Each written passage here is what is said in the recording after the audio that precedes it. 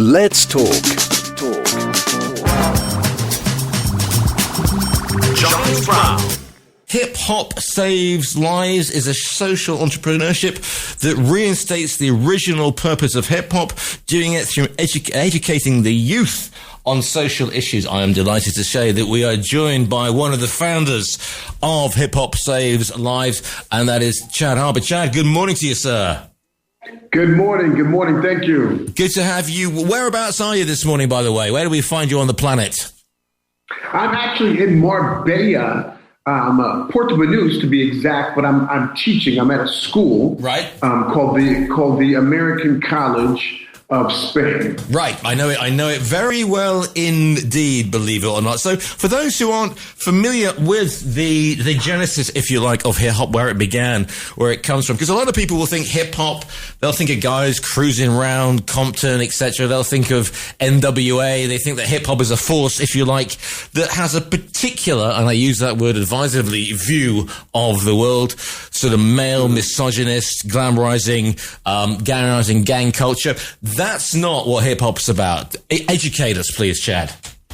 Yes, well, yeah. What most people know about hip-hop is from the entertainment business. So you have to understand record companies are out there to make money. They sign artists that have, crazy stories, and they're looking to make money. But hip-hop is a culture that started in New York City, specifically the Bronx.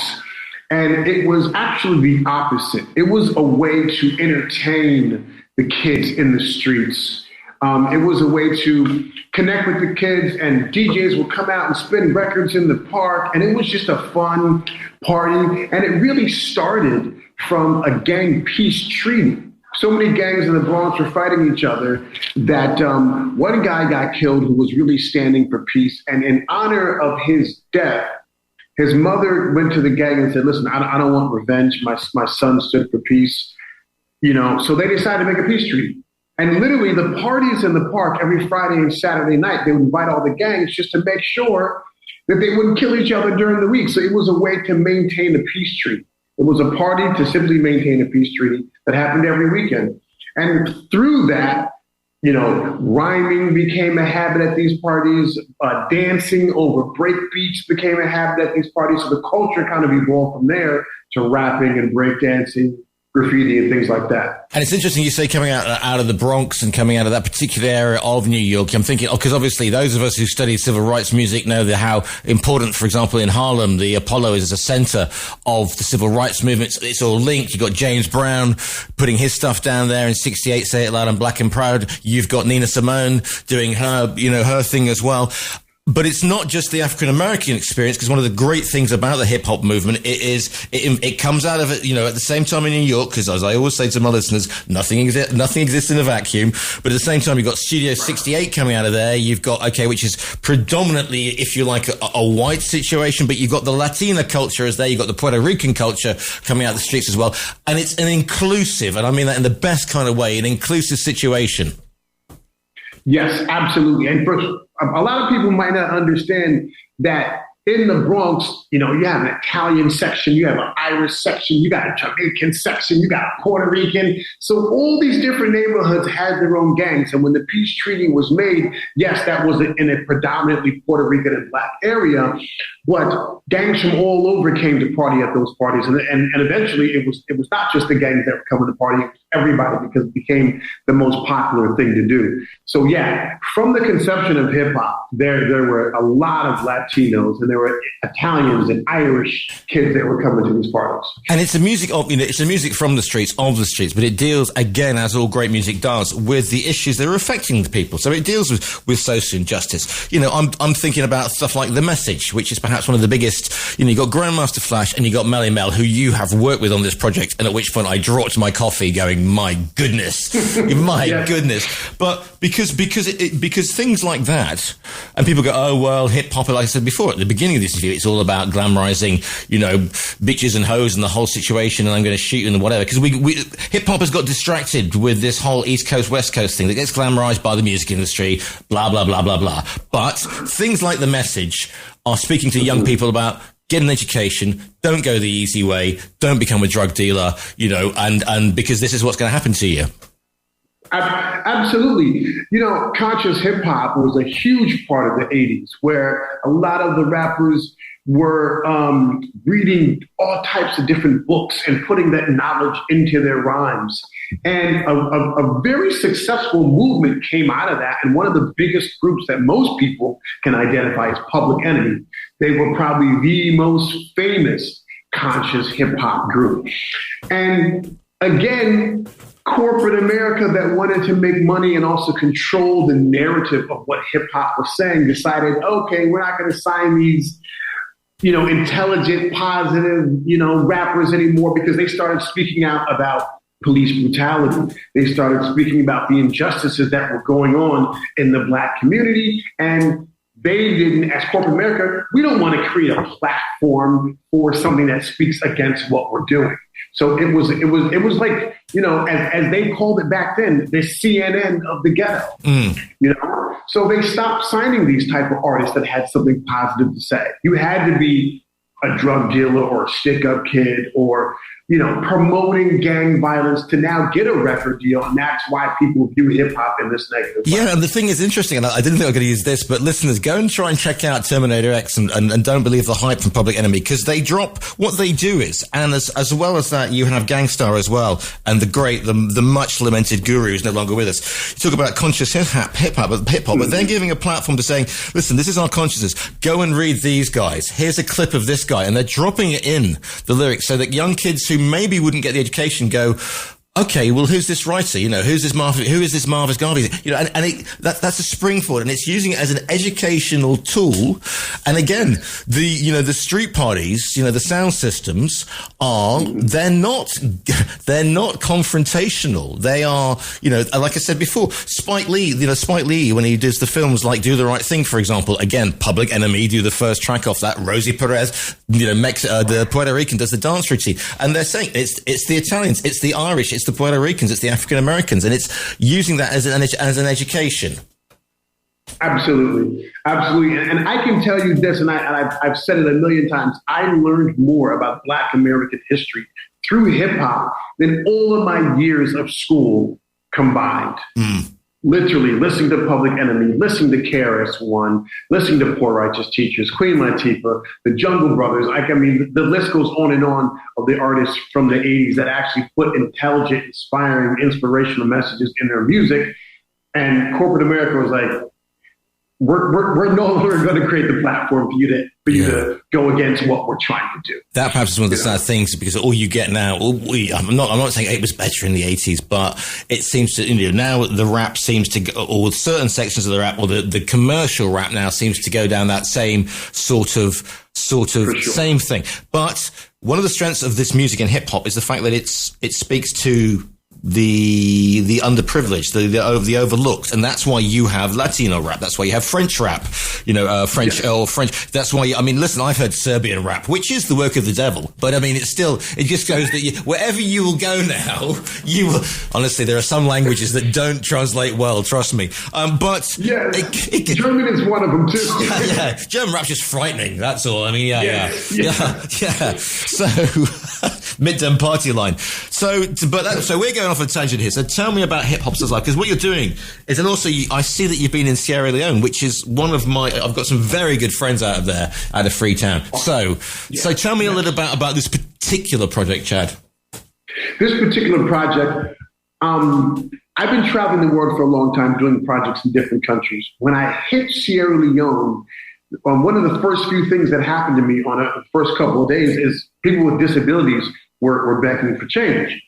And then I would see other people on the street selling this or selling that. And then, so one time I come out of this restaurant on the beach. It was more of like a tourist spot. And 6 guys that were all disabled kind of just surrounded me, and I made a joke. I was like, what are you guys, a gang? You about to jump me? And they're like, no, sir, we're just looking for some change. And I said, let me ask you a question. I've been in this country a couple of days. And I've been to a lot of countries in Africa, and I always see people with disabilities always begging in Africa. Like, if you have a disability, it's just expected that you're going to beg. And I was like, why is that the case? And they said, well, we have the stereotypes that we have bad energy or we've been cursed by our ancestors. And if you, especially if you're born with a disability or you acquire a disability at a young age, which typically polio would happen at a very young age, like 5 and under, they say your ancestors cursed you. So if your ancestors cursed you, then they think we're bad people or we have bad energy. No one's going to hire you for anything. These people that have these little small businesses on the side of the road, you can start that with 50 or 75 or $100, but they're like, for me, begging on the street, I might get $2 a day. And that's just enough to like eat. So I had this conversation with him. Long story short, I said, okay, listen, here's what I'm going to do. I'm going to do a small little fundraiser, give each of you $50, but we're going to talk about what kind of small business you're going to start. In that process, I reached out to a local organization in Sierra Leone. I said, do you know any hip hop artists that rap that have disabilities? A guy, Vincent, came to see he was 5 hours away, hopped on a bus the next day, came to the center of town to introduce me to 2 rappers, met with them, 50 Dawn and Profit. We recorded that song. And I was just blown away by like their ability to like write on the spot and record and be comfortable in the studio and just say what they wanted to say. And then they were just speaking to society, like view our abilities and not our disabilities. And that's how that song, came about. But here's the thing. Music is a universal language. No matter where we come from, no matter where we go, I'm believe it or not, I'm a white guy from Stoke-on-Trent, which is in the middle of England, who's been fortunate to live for here. You come from your particular part of the world. You go to Sierra Leone and you pick up and people go, you get the music. They get what you're trying to get across. And there are so many crosses. I mean, I'm a heavy metal. Rock is my speciality, but I know the history of hip hop because it says the same language. It's the language of the particular streets. All right. In my case, obviously it comes from working class guys who listen to who listen to Chuck Berry or listen to Buddy Holly and whatever, but hip hop and etc. And once you get into a situation in the world, no matter where you are, if you get a drum beat or you get a guitar or you get a strong lyric, then we are all seeing the same. We're all speaking the same language, Chad. Absolutely. And after they recorded their verses, I had written a verse just for fun because I had a tumor in my knee from 5 to 15. So, and when it was removed, before it was removed, the doctor said, "Oh, you'll be better than ever. You'll be back playing all your sports," because like sports and football and was like my main thing. And basketball and tennis, I played all these different sports. After the surgery, the doctor was like, "Listen, it was a lot rougher than we thought. We had to cut out some of your quad. You're never going to play competitive sports ever again." So I dealt with this limited left leg my whole life. It bends like 50%. Some days I can't get out of bed. So I had my own like disability story where I could identify with them. So I had written a verse and I said, if you guys want to hear it, I could put it on the song. And they were like, yeah, but they were really hyped. And then I hired a local celebrity she was one of the top rappers in the country to come and also rap on the song to just legitimize their song as like, this is not just two guys with polio rapping, trying to get some attention here. You know what I mean? And then we got like the universe just blessed us. And my engineer is in Nairobi, Kenya. And he had produced the beat.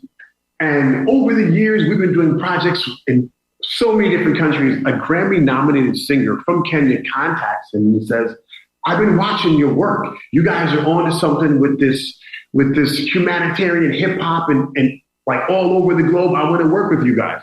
So I said, "Oh, bro, we have this song that we just recorded. Why don't you throw some extra vocals on top?" So he throws some extra vocals on top and says, "Now you need to submit it to the Grammys. Submit this song to the Grammys for Best Social Change Song." And I was like, Best Social Change Song? I was like, yeah, new category. Just came out 2 years ago. This will be the 3rd year. It's a young category. You got a shot. So we submitted it to the Grammys, and we just been pushing like that. I think that was like late July when it opens up to submit to the Grammys. And we've just been pushing nonstop ever since, and we find out in a couple of days.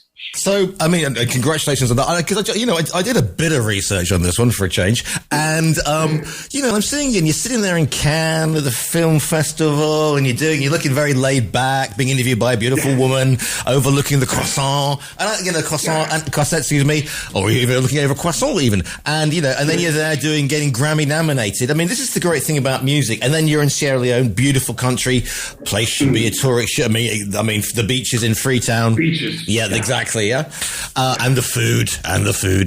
Very spicy food. Indeed. Well, that's why you'd be so awake. But isn't this the great thing about music though? Because it allows you to get and this was the whole thing about when Blondie did Rapture, which is the first white rap that hits the Billboard 100. But it gives you that springboard. It gets that message across to there is no reason on God's green earth that the French sitting there at Cannes that should have an international audience, but you are getting your song out there and you're getting it front and center of the Grammys. That's the wonderful thing about the power of music, Chad. Absolutely. And through this research, I've learned so much about the Recording Academy and how to be a voting member. So I'm actually applying to being a voting member of the Recording Academy and going through that process. And it's just been an incredible journey.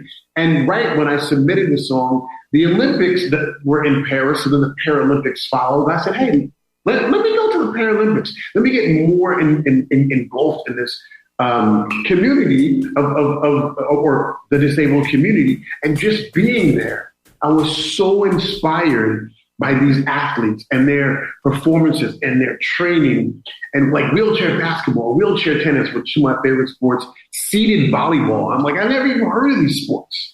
Like people who can't stand, they have a low neck and they play volleyball and they compete in the Paralympics. It was one of my favorite events that I went to. So now I'm in the process of starting a talk show for sports, but only para sports, focusing on para sports and para athletes. Here's the thing: is maybe I'm just thinking off the top of my head, there are only a few people that I know or recognize who have had a different ability, who have been in the music business. Ian Dury, Polio, for example, from Ian Dury and the Blockheads, the British singer. And I'm thinking, and I can't remember his name, but the brilliant blind guitarist is no longer with. He used to play on his lap. But maybe this is the last great taboo of the music business, because we have every other segment of the community being represented, and quite rightly too, Chad. But, you say to somebody, I'll look at how musicians should be, especially when it comes to female musicians. They should always be, perfect and young and the whole thing. And real life isn't like that, so the music should reflect it. Absolutely. So now we're on this album that we're recording. This was just the first song in Sierra Leone. The second song is going to feature two guys in Ireland that sing, that have disabilities, another young lady in Uganda that sings, and I'm going to actually pair them with a hip-hop legend from New York City. So I'm reaching out to some of my old hip-hop contacts, put them on a song together, and we're just going to continue recording this album featuring disabled vocalists from around the world. The new song is called Ability. If people want to find out more information about what you're doing, and also listen to the track, which I'm going to play right now, but also find out more of the the history of hip hop, and also what Hip Hop Save Lives is all about, Chad, where are they going to go to? Where's the best place to go to? hiphopsaveslivestv.com. Hip-hop Saves Lives, yes, TV.com. And I'm looking at it right now, and honestly, if you will see, we have everything from the history of the gang peace treaty, but also we got stuff from Dominican Republic, the Gambia, Ukraine, Spain. It is a universal language. It is worldwide.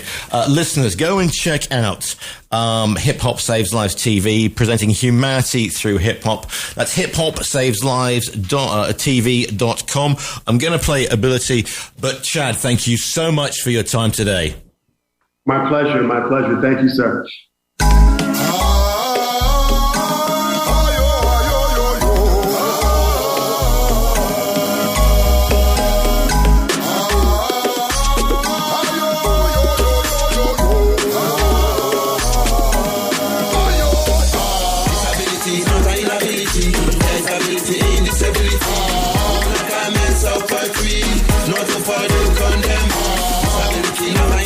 Disability, disability. All the comments of poetry, not to further condemn me.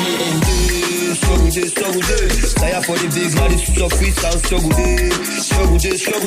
Tire for the big man, this is a freestyle. The song just a double. I dey pray for me to be disabled. Where they big, now the street with all these skills. No help, only run from east to west, junction to junction, buy your body. Money no day for buy bread. Big one, where they up, now they enjoy the facility and they smile. We will not get, we will poor, just say cry and they die. We will not get, we will poor, just say cry and they die. I'm not able, there is ability in disability. Because we try to show our ability. We have the quality, we have the quality, medical inclusion. Now we nation, right to education and medication. And if you just put food on my table, don't look down on me because I'm disabled. I'm tired of the struggle, discrimination and marginalization. Sometimes I feel like I'm left alone. Oh no, yeah, we are left alone. Disability, anti-inability, there's ability in disability. Comments of poetry, not to fall in condemn me. Disability, not inability. Disability, disability. Comments of poetry, not to fall in condemn me. Get what's going on, still making no left the end. Change the stigma, say disabled arts for men. Teach the blind now for rich, make them self-defend. Disabled not how they was, baby, that was then. See the youth, then they soften and no need for the big. Man able to walk away, go land out for big weight. Teacher amputee, but in job not for use aid. Sister now wheelchair, ain't need for get paid. Jobs for all, make we push up the nation. Advocates make disabled read for the station. Each one teach one, no discrimination. For change the situation, all we need is patience. We not disabled, mommy say I'm not able. I'm not able, disabled. We all the struggle. Hey, we all the struggle. Inside salon now, so struggle. Tell me, so struggle. First and the press on next, some man take drugs. Some man take drugs. Church is a trap and days that don't smile. Siblings run wild while I'm stuck on the couch.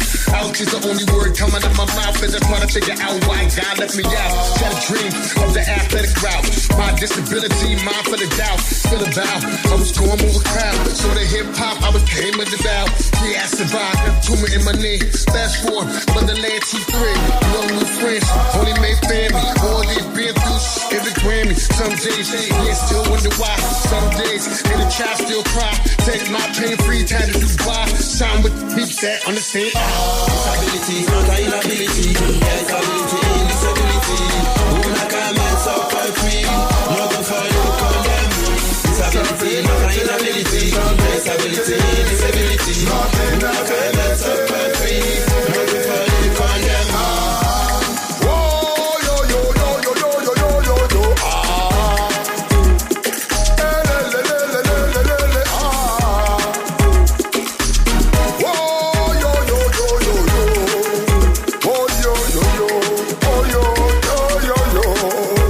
Indeed. Ability by Hip Hop Saves Lives. Go to hiphopsaveslives.tv.com for more information.